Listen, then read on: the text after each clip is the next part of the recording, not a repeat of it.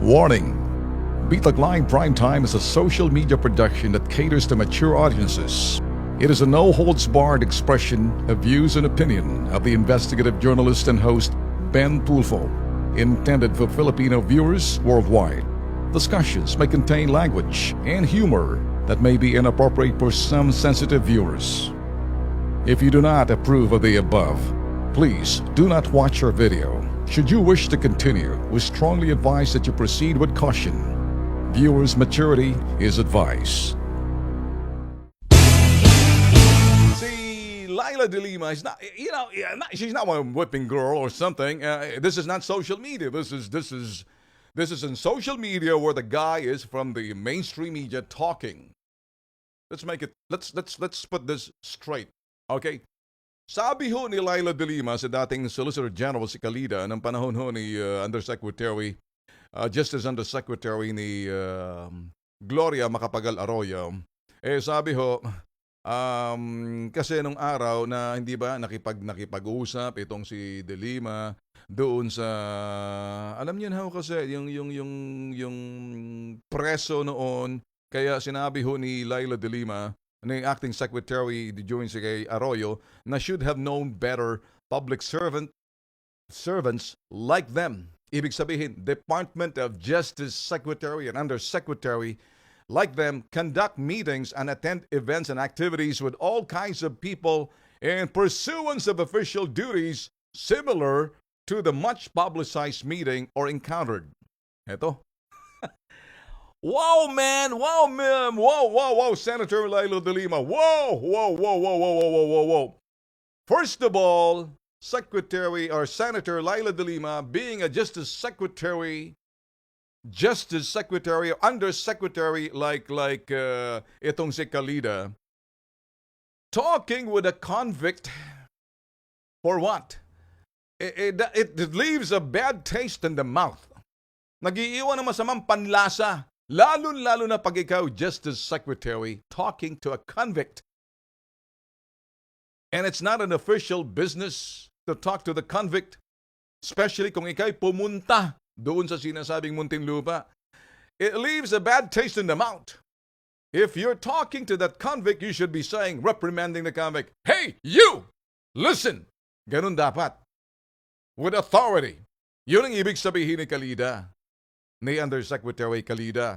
Kasi ang sabi ho, ngayon, ang ginawa ho ni ni Senator Laila De Lima, wala naman daw pagkaiba ang ginawa nitong publicized encounter nitong si PNP General Bato and several convicts like Herbert Colanco and Peter Co. Si JB Sebastian. Bossing. Senator Laila De Lima. Listen, iba ang level mo.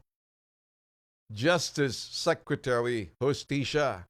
Kausap mo yung sinasabing enkwentro mo itong mga sinasabi nating convicts like Herbert Colanco, Peter Co, or JB Sebastian, mga pangalan. Hindi mo pinagkakausap niyan. Kung gusto mong kausapin sa harap ng kamera, pakita mo sa media, sabihin, makinig ka. Simula ngayon, ganere. Ang ginawa ni PNP General Bato ay ganere kay Colanco. Magdasal ka na ngayon, ha? Magpakatino ka.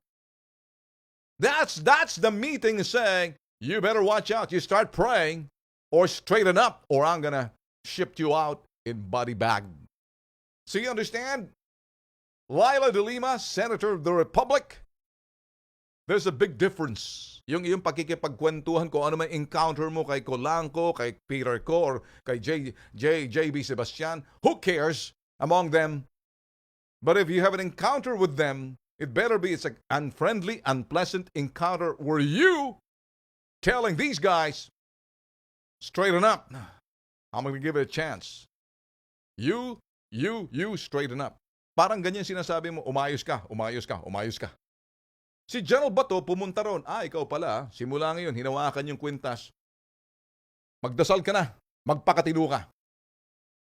That's not a chance. That's an encounter na talagang ginawa ni General Bato. Umayos ka, Herbert Colanco. Hindi ako nagbibiro. Simula ngayon, magdasal ka na. Etong rosaryo mo, halikan mo. Ganon, hawak pa sa picture. It's not a friendly friendly, or it's not a casual, or it's not a publicized meeting. Yeah, it was publicized to make a statement para sabihin ni General Bato kay Colanco, kay Herbert Colanco. Sa pictures yan, kumalat ngayon eh. Oh, kulang na lang ipahalik yung rosaryo, yung krus sa bibig ni Colanco, maayos ka na. Simula magdasal ka na. Magkaiba ho eh. Iba yung nag-uusap kayo. Iba yun. It leaves a bad taste in the mouth because question mark sa mga tao. Ano bang napag-usapan nyo? Kay General Bato, ang mensahe, harap ng camera. Simula ngayon, magdasal ka na.